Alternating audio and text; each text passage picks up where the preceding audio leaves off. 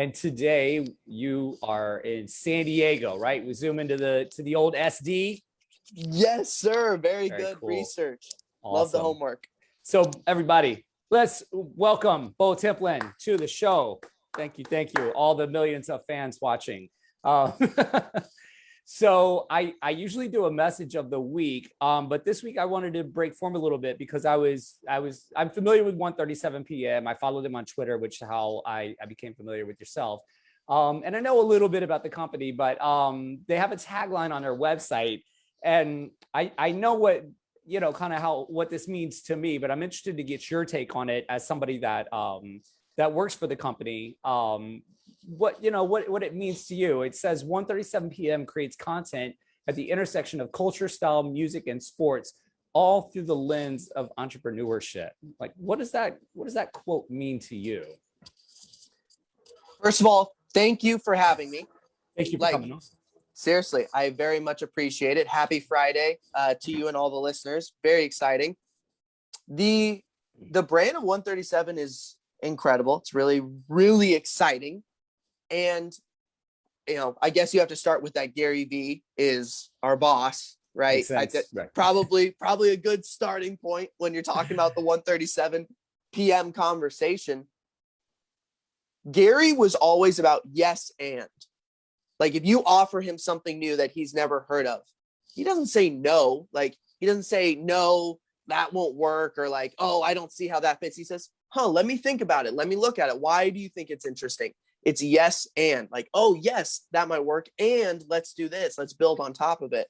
So whether it be a musician, whether it be an athlete, whether it be a stylist, a fashion designer of any kind, it was, yeah, you can be one of those things, and you can be a great business person, and you can do this, and you can do more. So it's the cross section of all those things, because we truly believe you can be all of those things.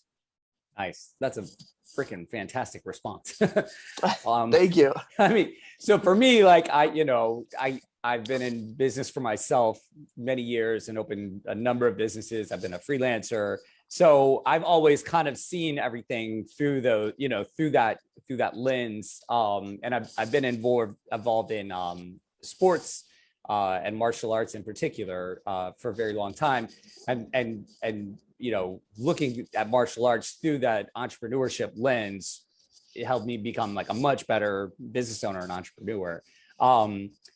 You spend a lot of time doing broadcasting for martial arts, whether it be boxing or MMA. Is that something that comes up in conversation, either interpersonally for yourself or within the company? It's no coincidence that these martial artists or these fighters, that a lot of the good ones are great businessmen and great entrepreneurs. Like, that's, at some point you can't look at the field and say, oh man, that's a crazy coincidence that all these top guys are great entrepreneurs. That's not a coincidence anymore, right? The same skill sets that are required to be a great fighter, to be a great performer, entertainer in this specific field, those same skills translate into business and entrepreneurship. Like, take, Conor McGregor, I guess, just as a kind of BS example. I'm not allowed to curse on the show, correct? No, you can say whatever you want. Oh, let's drop it. Fucking go. Let's fucking go. Okay. Conor McGregor, as a bullshit example, great striker, right? But you have to work on the other parts of your game in order to be a great martial artist. So you had to work on his ground game, and it's better than people probably give him credit for. But same thing with business. It's like, oh, you can be a great salesperson, but you have to learn how to develop like the actual business. Oh, you can be a good employee, but you have to learn how to lead as well. So I think about like the well-rounded dynamic of fighters, that translating into, oh, you need to work on every dynamic of your life, every aspect of your game, including business. And then when you're looking at business specifically, round out your business game. Like, if you're a power puncher, yeah, you might be a great salesperson. Round out the rest of your game. That's kind of how I view the intersection between those two things. That's awesome. And those guys are all like, they all have to work on branding, like first and foremost, before they even really get into like I'm a business person. They have to be like masters of brand if they want to make it. When you're in the UFC, you're not an employee. You're an independent contractor. It is on you to make that money to sell those fights. They're not paying you to be, oh, I'm Mr. UFC. No, you are on your own as a brand, an independent contractor specifically. That, and it's whether or not you disagree with if that should be the case, that's what it is right now. So, and that's why Conor McGregor would say so much bullshit. Of course. Or Colby Covington, who just has put on this act over the last 5 years, but it's working. You got to do it. It's funny that you say that because I'm now training at Renzo Gracie's headquarters in Midtown. Yes, I know. Bravo. Very, very nice. I got the ear to prove it too. I trained in Brooklyn for 5 years under one of his black belts, but the school closed, unfortunately, during the beginning of the pandemic. And Renzo's was one of the first places to open back up. And it was natural progression. I had a little relationship with Renzo prior. So it was like, this was like December, January too, when things were barely opening up. And he's like, come in, we're back open. So I did. And it's been like life-changing. But you see the same there just amongst like the high level guys, just the everyday grapplers. These guys are just like brown or black belts in jiu-jitsu, but they all are like super duper excellent at their business. And there's a lot of small business owners among those ranks. A lot of these guys are not like the highest level. They're usually not like investment bankers. You know what I'm saying? These are guys that are out there, and you see it translate that way. And I think you explained it like really, really eloquently, like putting it all together. Like the two kind of go hand in hand. I didn't know much about martial arts before I started jiu-jitsu almost 7 years ago. And like the value system in it. I did like karate as a kid and some other stuff, but that was one of like the things that really cut through, where I was like, wow, this is more. I was already athletic. I already worked out. I had a great, I was in great shape. It was just this added value, this added benefit. And I was like, oh snap, this is informing like all the other parts of my life, but in particular business. It just like, I never would have gotten through the pandemic, like business wise, without that training. If it was just like me relying on like, oh, I've owned a restaurant for 6 years. No, I would have been by the wayside. It was the martial arts stuff. That's why though, whether you're raising a kid or if you are a kid, whatever it is, please play sports, even if you don't like it. Honestly, if you don't like it, probably more reason to play sports, because the adversity that you're going to face in sport is like second to none, really. And this is where martial arts honestly differs from team sports or anything like that. But if I'm boxing, if I'm sparring against someone at the gym, and it's not going well, I'm getting frustrated, like I'm getting beat up a little bit. If I was playing basketball, which I love to do, or if I was surfing, which I love to do, I'll be like, all right, not going well, run harder, just paddle faster, just like you work harder. Boxing, jiu-jitsu, you don't really just all of a sudden get to say like, oh, I'm going to work harder and it'll go better. It's like, no, you have to mentally figure out what this is in front of you. What is the roadblock in front of you? In jiu-jitsu, more than even boxing, because boxing, there's like the footwork kind of dynamic of like moving more and more. But jiu-jitsu, you can't just all of a sudden say, oh, now I'm going to go really hard. It's like, no, you have to mentally figure out this guy that you're rolling with in this current present moment. And if you don't get past that, you're just going to continue to get beat up. And I just such an advocate for implementing adversity into your life so that it translates later on when you get older. Absolutely. Have you seen Kelly Slater's quote about jiu-jitsu? No, and I have a great Kelly Slater story, so go ahead. I want to hear this. I'm gonna say this. We'll take a break, and you can come back and open up with the Kelly Slater story. But he just recently, he was like, if you're gonna put your kid, like you should put your kid in sports, but the first one you should put him in is jiu-jitsu, like before anything else. Because I was like, Kelly Slater said that? Fuck yeah. Because of the dynamic problem solving, like you were just talking about. It's not, it's not like when you're running by yourself, it's like, yeah, right, you're slow, run faster. It's not dynamic. And I was a competitive distance runner, so like I love running, but it's not it is not the same as jujitsu and some other martial arts. Yeah. Are we going to break? Yeah. But go ahead. You want to say something real quick? Well, no. I'll save it Okay, I'll cool. save it for after the break. Cool. Sounds good. So hang tight. We'll be back in just a minute, everybody.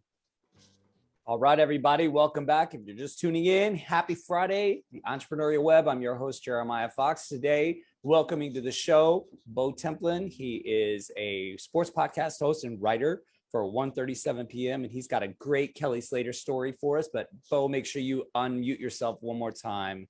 It will always kick you off for the break. That way we can curse during the show, but they don't want to hear us cursing during the commercials. Whoever they are, they're very, very smart people. Hear me yelling at my kids, hey, put that fucking shit down. Exactly. I get it. I absolutely get it.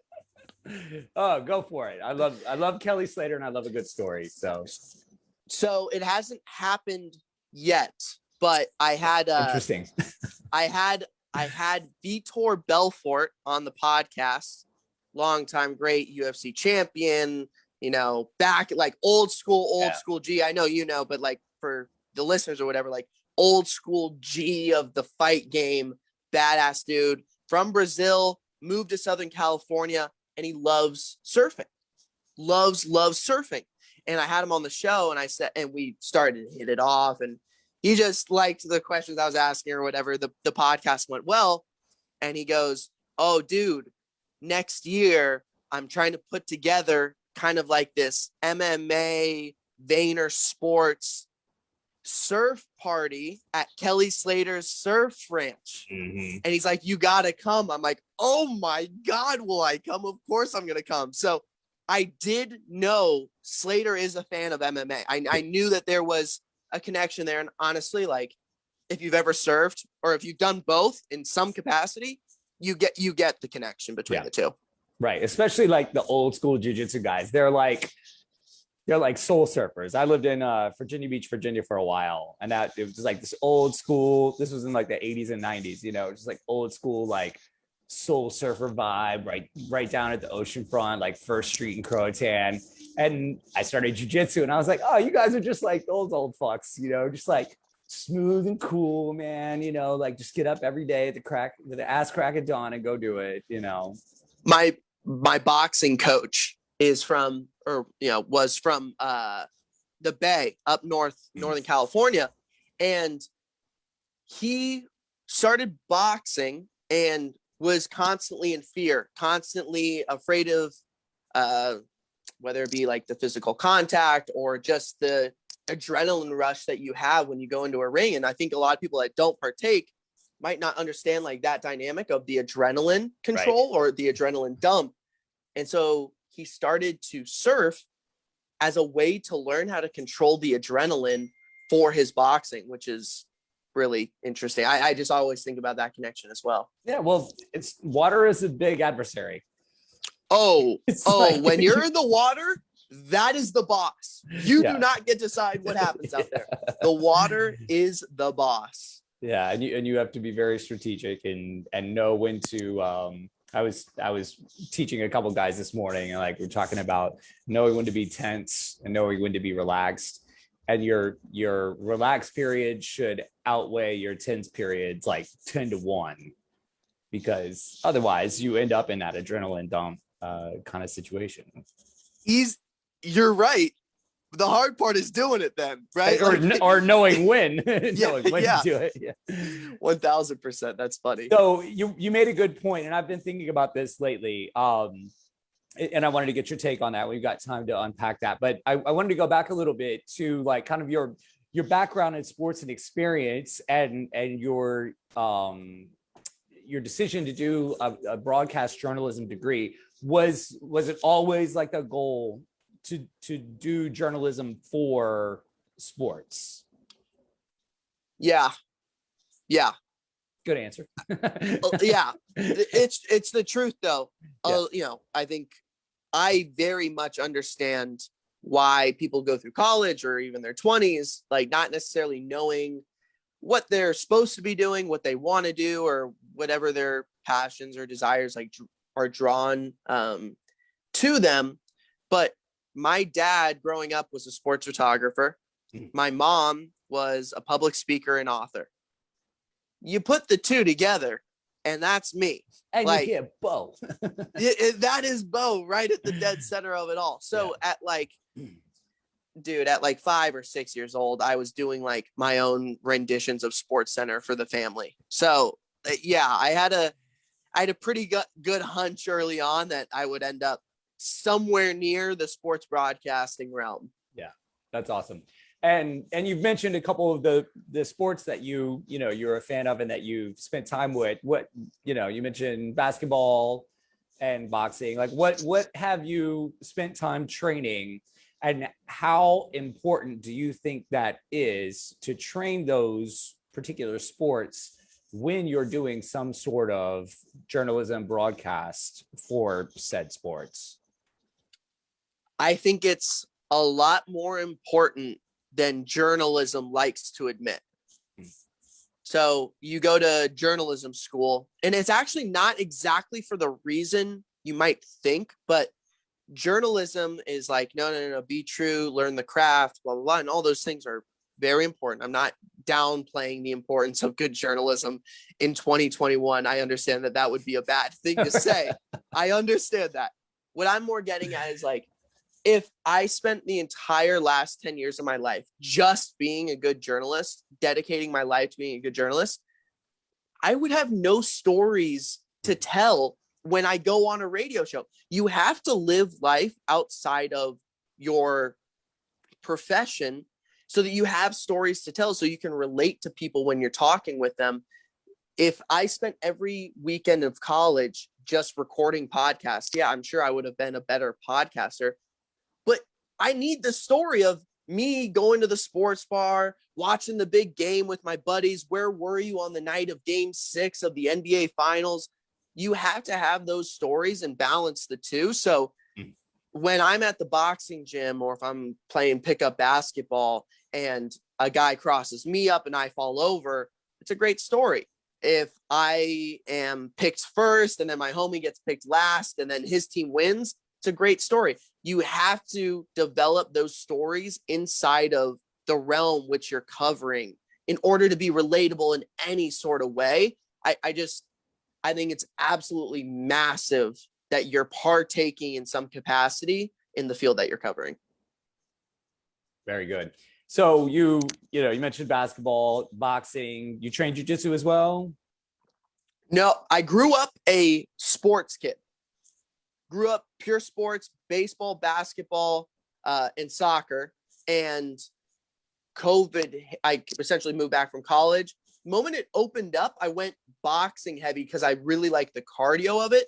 But next year, like 2022, I'm contemplating in my head, I might start rolling instead of doing boxing, just because the wear and tear of boxing's tricky. Getting punched in the head is never fun. Yeah, it sucks. But you cover a lot of like straight boxing matches too. I noticed that. Like you did a big thing on the Canelo fight and like, oh I was in Las Vegas 2 weeks ago covering Canelo versus Caleb Plant for DraftKings, which was an absolute blast. And getting to ask Canelo a couple questions is like, dude, dream come true type moment where you're like, wow, I am living like a bucket list. I've got a list of like 10 athletes and that I've always wanted to talk with. He was one of them. And so getting to make my first check mark on that list was a really good feeling. It's funny you mentioned that, because being at Henzo's, it's like that all the time. Like you're just there. And so I didn't even think about it, but whatever it was, like a week and a half ago when all the fights were at MSG. I was there. You were at Madison Square I was Garden. at MSG. So Henzo's, like literally when you're on the ground floor on the Muay Thai mats, you're looking at there's a parking garage between the two buildings, but like you could see straight through and you could see the back door where like the fighters go in at MSG. So I didn't even think about it, but I did the Saturday afternoon class and I come walking upstairs to get my shoes because I left them upstairs, and fucking Frankie Edgar's right there on the Muay Thai mats warming up. Shut up. I was like, oh, of course. And I just sat down and like watched him. And this was like maybe 6 hours before his fight. And then they told me, they were like, oh yeah, Usman and Rose, they were all here last night and they'll be here later. And I was like, huh. Get out of here. That is That is fucking insane. Dude, he was 20 feet from me, and I'm just like, Ricardo Almeida, and I was just like, this is fucking cool.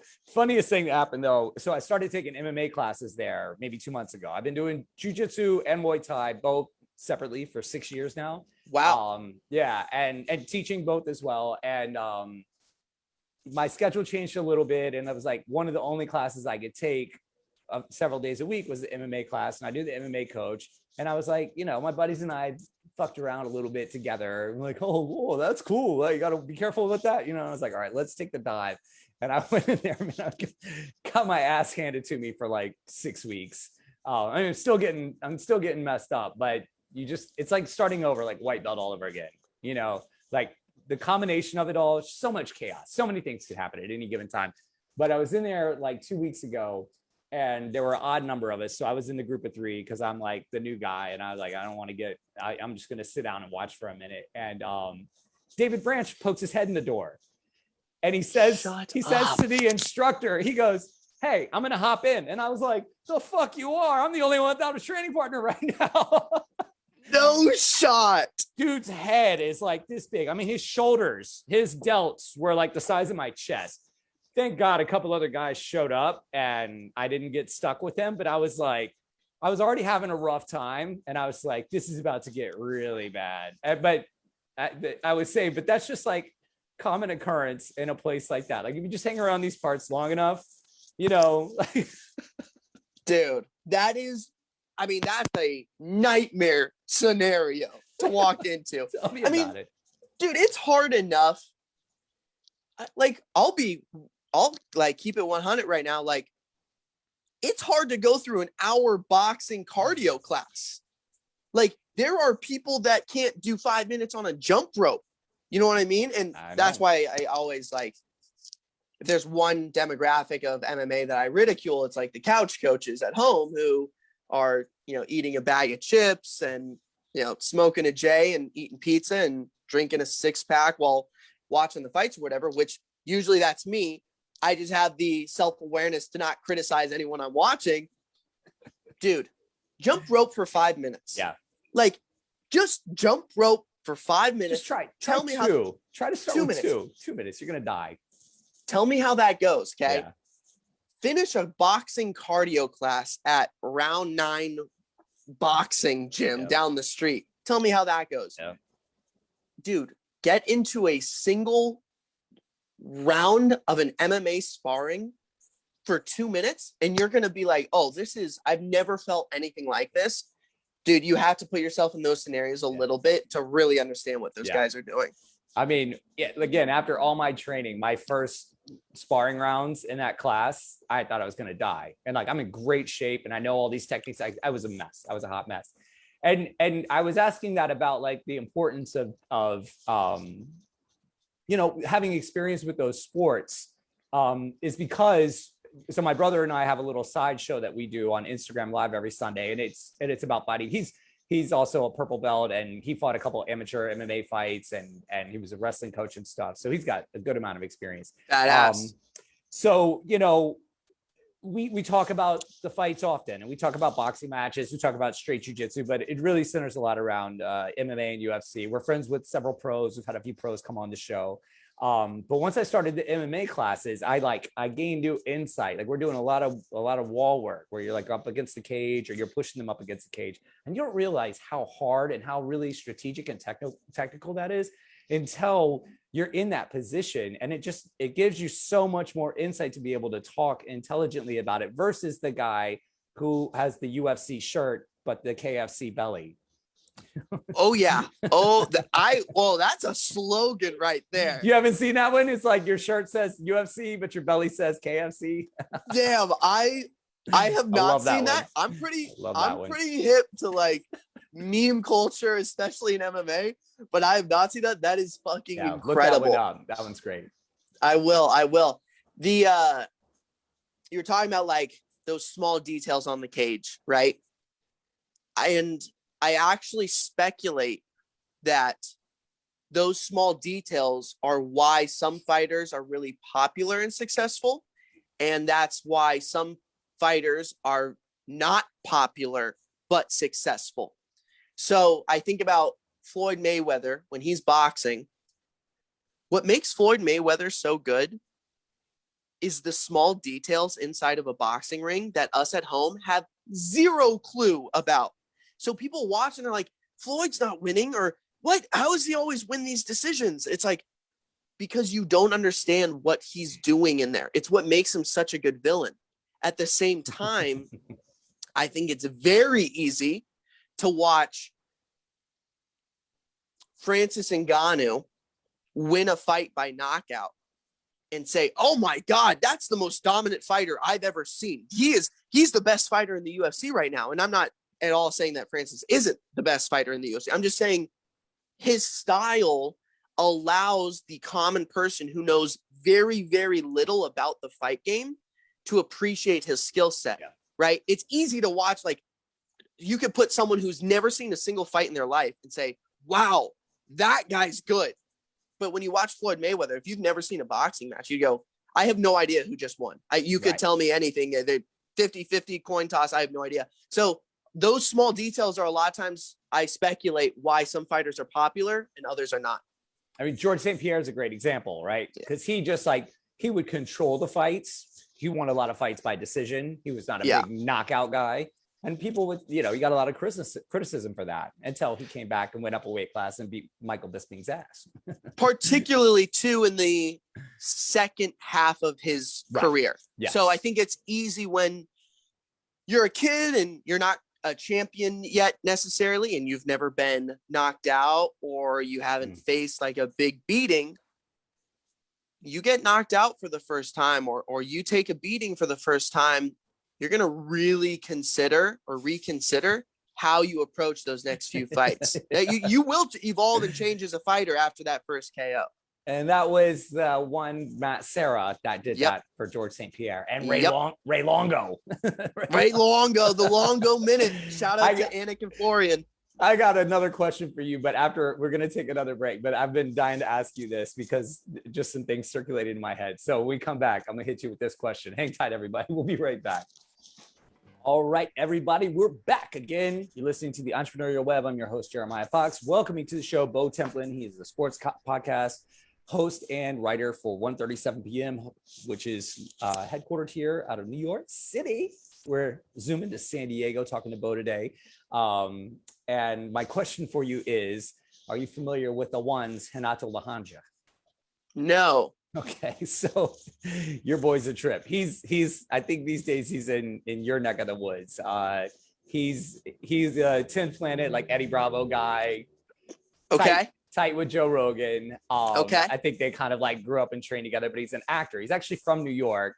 He's just a light-skinned brother that moved. He was doing soap operas and shit, but he was around all these Brazilians because you're in little Brazil, basically, especially SD, man. It's so many of those dudes between Torrance and San Diego. They just put up shop, surfing and jiu-jitsu. And he figured out how to cop the Brazilian accent, flipping all the R's to H's, and he's around those guys a lot. And he's, a successful actor, and he's got a crew. And so he started doing these shorts with all these famous fighters. So he does, he's got his own show too, which is hilarious. And he's had a bunch of famous fighters on there, but he's in character the whole time. He's pretending to be Brazilian. It's just out of this world, but he recreates scenes from famous movies using fighters. So he does a scene from Brokeback Mountain with Josh Barnett. I have to look this up. You gotta check him out. And so it's spelled like Renato, R-E, but it's Renato. And Lahanja is orange in Brazil. His last name is actually something orange is his last name, but he does this whole scene from Heat with Kenny Arnoff. I do know who this is, by the way. Yo, he's the best though. He does look up Darth Vader does jujitsu. Okay. And dude, it's Jeff Glover and Dean Lister and all these guys are in it, but it's well-produced video, professionally, done cinematography. I just out of this world. So that's like my brother, when he was doing jujitsu, he started with, or at a certain point, he started training with Salo and Shanji Ribeiro, and just around these Brazilian guys all the time. And we're like, products of 80s and 90s pop film culture. So the text thread between my brother and my sister and I are all just, movie references and How old are you? 44. Okay. Just all these movie references from the 80s and 90s. And so that's kind of the premise of our show. He comes out in his gi and he's like using this, he's better at it than I am. But I just wanted to know if you're familiar with it. It's part of like, that's Renato's stick. And we kind of like borrowed from that a little bit. And yes, I didn't recognize the name off of the top of my head. Yes, I know who this is. You go down the rabbit hole when you have time and just watch all of the fully produced. He does a scene from Rambo with Cyborg. I mean, it's just. I promise I will go down the rabbit hole. You have my word. I promise I will do it. It's a fucking trip, man. It really is. So now that we've gotten all that out of the way, time for serious talk now. I'm really curious because, I host a couple shows myself. Like first of all, how did you end up, going for like the podcast route, and how did you end up at 137? I did my first podcast when I was 16 years old in high school. There was a podcast club at my high school, and a lot of people know Joe Rogan as the host of the Joe Rogan Experience, or as the host of the Joe Rogan Experience now. I knew Joe Rogan as the guy who did color commentary for the UFC back in 2006. So, if you're a fight fan, you've known Joe a long time. There's a lot of people that only know Joe as like Fear Factor, maybe comedian. And then now it's like, oh, the host of the Joe Rogan Experience. But I knew pretty early on, I was like, oh, Joe Rogan, the color commentator with Mike Goldberg for the UFC. Joe's podcast started coming out like 2009, I think, or so. And I just kept my eye on it. I was like, oh, I'm seeing like there's a few successful people who are doing these podcasts. There's no barrier to entry either. So like no one can stop me because I'm 16 years old from hosting a podcast. Whereas like if I wanted a radio show, they're not going to say yes to a 16-year-old hosting a radio show on AM or FM radio. Started doing that, kept recording through college. 5 years into it, end up in San Diego during COVID. I was working with the San Diego Padres, and COVID hit. Lost my job with the Padres because they had to make all these cuts. Yeah. And I was doing sports podcasts. MMA was the only thing still going on during the pandemic. That was it. It was like fights only. I'm like, all right, well, dude, you've been around the fight game long enough. Like, just make fight podcasts. So I just was doing fight podcast after fight podcast after fight podcast. I'd been following 137 for a year or so, and I sent them a DM with a clip from a podcast. I said, hey, here's a clip from my podcast. I think your audience would really like it. Let me know what you think. And that was that. Took off from there, and they're like, wow, this is dope. Let's talk next week. I'm like, all right. And then took the call, and the call went well. And they're like, all right, let's talk again with our boss on Thursday. I'm like, all right. And just kind of continued. And then eventually I was offered a position with 137. So I know the shooting your shot thing is a little overplayed right now about like, shooting DMs everywhere or whatever, but it worked. So It's like, it's hard for me to not say that it doesn't work because it worked for me. That's like my testimony. So, yeah. And this was on Twitter, right? Instagram is where I had hit them. Oh, okay. Okay. Gotcha. But yeah, I had been following them in both places. Right. And what got you into doing, prior to COVID, like you said, you were already in the fights somehow. What was the connection there? Just like growing up and watching them and just being a fan? Grandpa boxed a bit, like during his 20s when he was in the military. So just certainly grew up in a family that like watched boxing pay-per-views when they came around. So like that kind of sounds cliche, but like at age 6, I watched Corrales versus Castillo, which I consider to be the greatest fight of all time. And we had it on VHS. Like, it's hard to fake that. Yeah. It's hard to fake like, oh, I had Corrales Castillo on VHS at 6 years old. But then MMA, I fell in love with during season 5 of The Ultimate Fighter, which is like 2007. I was about 10 years old, and Nate Diaz was on. And I probably should not have been watching at 10 years old because Nate Diaz, the stock is slap, bitch. Nate Diaz fighting and reality TV is a really bad combination for a 10-year-old. But for whatever reason, my dad and I just loved it. We're fascinated. And from there on, it was like, yo, I'm never not going to watch this. Like, for the people who are like, oh, you don't know anything about fighting, you're young, blah, blah, blah. I'm like, okay, I got a computer virus trying to illegally watch Lyoto Machida versus Shogun Rua. Don't tell me that I haven't been around for a really long time if you don't have, viruses on your laptop from illegally streaming fights back in 2009. And that's why you call the show In the Fight, right? In the Fight right there. That is as in the fight as it gets, is getting computer viruses from illegally like watching old school fights. Nice. No, that's great. Because I always, as much as this show is about entrepreneurship and stuff like that, it's also about podcasting first and foremost, because it's that as well. And the same way people like to hear the story of how someone started a business, like to relate to that, they want to hear the same, because who doesn't want to start a fucking podcast right now, right? Everybody wants to be Joe Rogan. And you're right, there is no barrier to entry, and it's just like you can do it. And people are like, the hardest part is getting started. People really they're like, I don't know how to start. Where do I come from? What am I going to talk about? And I love to hear hosts just kind of like lay it out there. Like, this is how it began. These are some of the things. You're going to get some viruses. You're going to do some silly shit. Everyone wants to podcast, but to do it well. So there's like 2 things. One, what are your expectations? Like, do you want this to be your full-time job? If you want it to be your full-time job, you gotta work.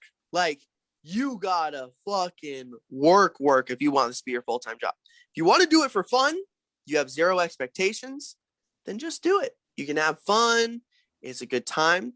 But to make it your full-time job, everyone wants that.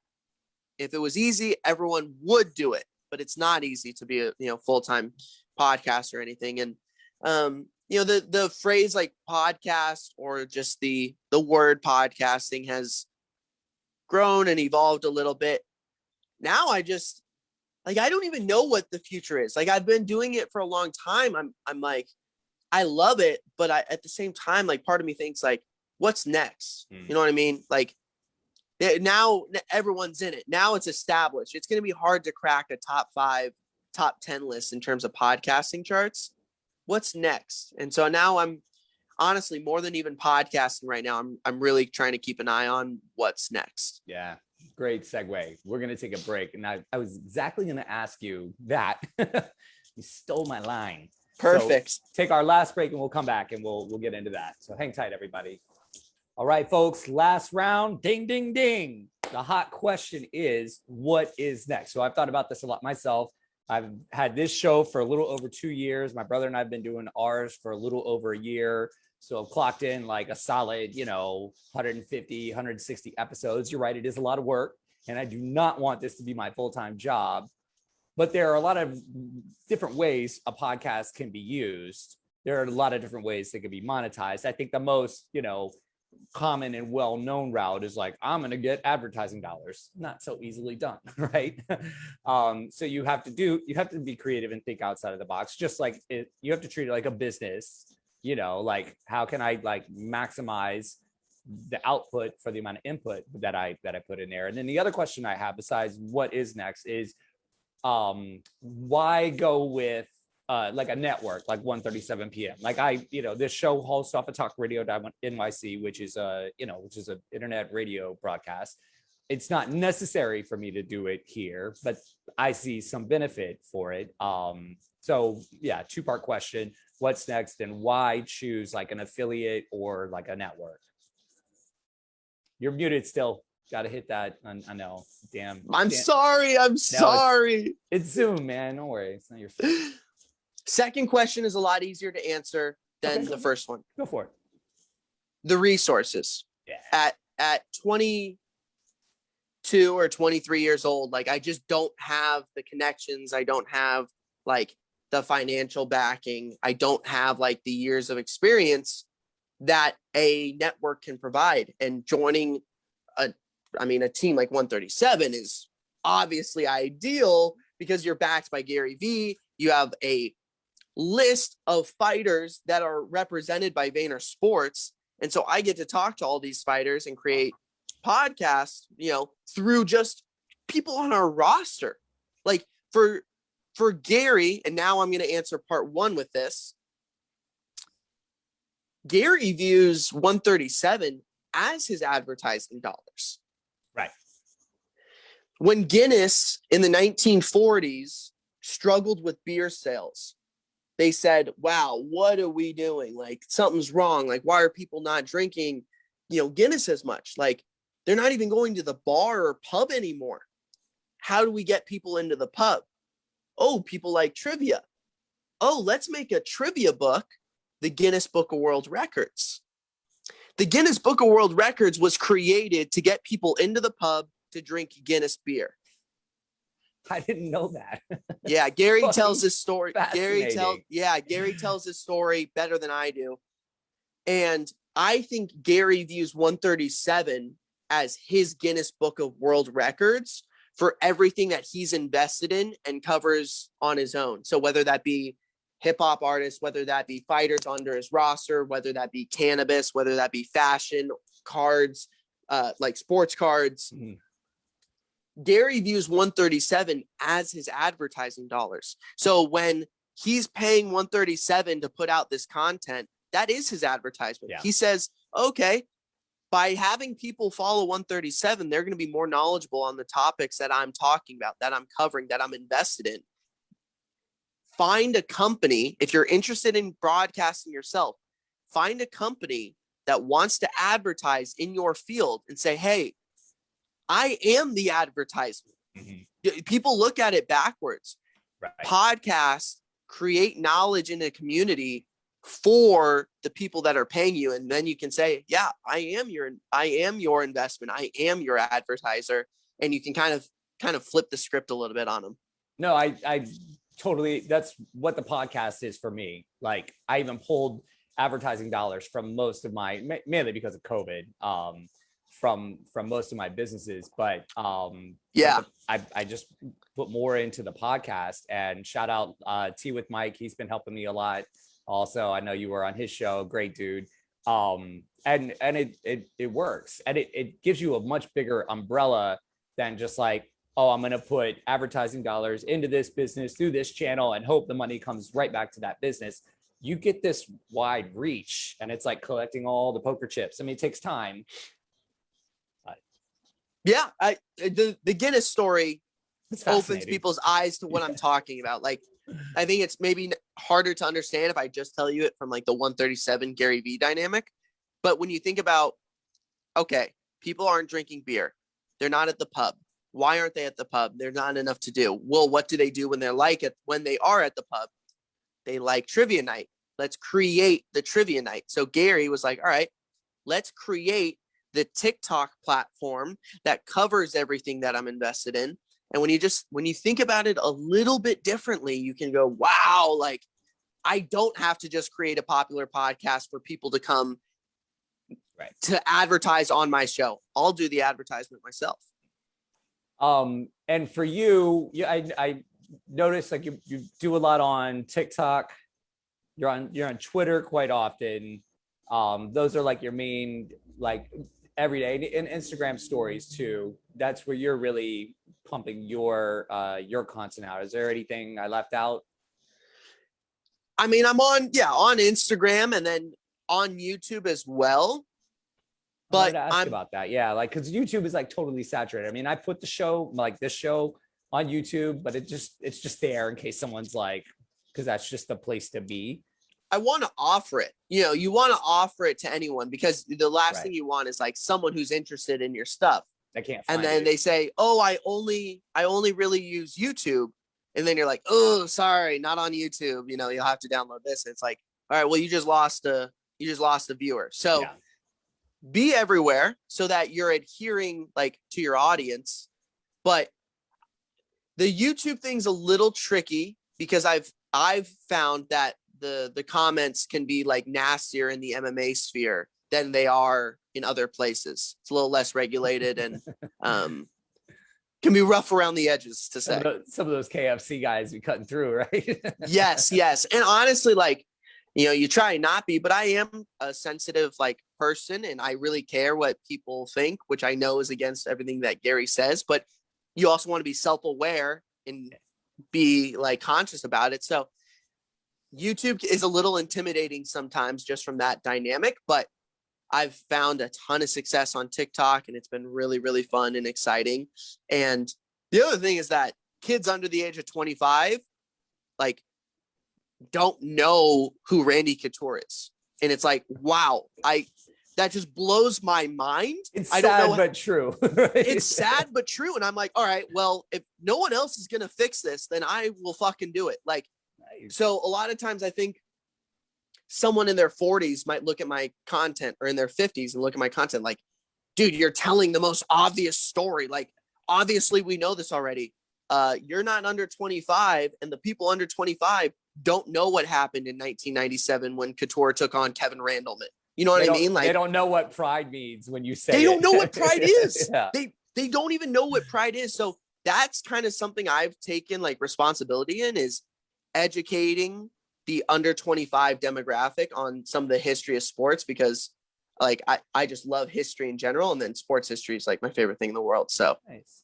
Well, you almost answered your own question then. Like, what's next? I mean, you could almost go like documentary style for like that specific demographic. Because yeah, the rest of us, I mean, and it's funny because I would watch it just because I love it and be like, I know this shit, but like, yeah, let's do it again. Like, I still go back. I don't know how many times I watched UFC 1. And if I'm like scrolling YouTube and it pops up in the feed, I'm like, fuck yeah. Like, yeah, just like, I just want to watch Hoist beat the shit out of everybody again. of course. And you know, the 28-year anniversary just passed of UFC 1 like last week or whatever. And just, I really don't think people over the age of 45 or 50 understand that under 25, like, do you know how few kids have seen The Godfather under the age of 25? Like I'm serious. I know we're shaking our heads, but like under the age of 25, I would speculate more than 70% have not seen The Godfather. And so if I can like educate or share, or, you know, I got this Muhammad Ali photo behind me, and this has been one of my most successful TikToks, is telling the story of Sonny Liston 2 versus Muhammad Ali, or Sonny Liston versus Muhammad Ali 2. Like, telling this story right here is one of my most successful TikToks. And a lot of people that are older were like, yeah, obviously we know this story. Well, 500,000 people who liked this post have never heard this story before. So I have to tell this. Like, if no one else will, I gladly will. I will gladly take the information that is commonly known on Twitter or in the fight game, and I will share that on TikTok, even if it seems like low hanging fruit a little bit. Yeah, you can't worry about that shit. And that's what makes people unique and stand out, is their content specialty. So I think that's a great direction for you to go in. We got to wrap up. So I just want to say thank you again for coming on. And anybody listening that wants to check Bo out, it's at Bo Templin on Twitter, Instagram. I know you got a Facebook and LinkedIn account, but not much. What you going? And it's at Bo Templin on everywhere. All right. Cool. Everywhere. Very cool. You're not like me, and I changed it. So I've got different handles all over the place. I'm like Bo's an easy name. Easy name. No, so before we go, I just like the whole time, and I named this show Bo Knows because it just reminded me of Bo Jackson and that whole campaign in like the late 80s, early 90s. And I was just like, Bo knows. Shit. I've got like 5 Bonos I'm t-shirts. sure you in my do. closet. I'm sure you do. Well, thank you again, man, for coming on. Really appreciate it. Thank you. Great Thank you for conversation having today. me. Apologize for the cold Nah. voice that I got going on, It's all but good, thank you brother. for the time. I really enjoyed this. Had a blast. Awesome. Me too. There'll be some post promo. I'll put it out on social. I'll tag you. We'll cut up some of these best parts and send it out to all the people that didn't make the show today. All right. Amazing. Thank you so much. Happy Friday, Awesome. man. Happy Friday and happy Thanksgiving, everybody. Not sure there's going to be a show next week because Friday's the day after Thanksgiving. I have to do like a rogue Facebook Live on my own. We'll see. I got a lot of stuff going on this year. So if I don't see you next week, we'll see you in 2 weeks in December. Again, happy Thanksgiving. Have a great weekend. We'll see you next time. Peace out.